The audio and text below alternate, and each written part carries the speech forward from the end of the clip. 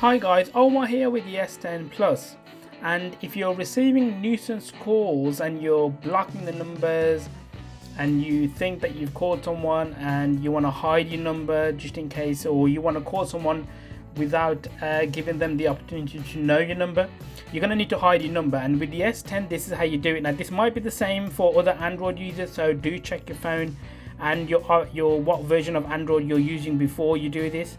It might be the same, so you might be able to use this method as well. Before I forget, subscribe and also hit the bell icon to be notified of any new videos that I post. So you go into the call settings, supplementary services is what you need, and then from here show call ID. Obviously when you select it, it's network default, which probably will be to show your phone number.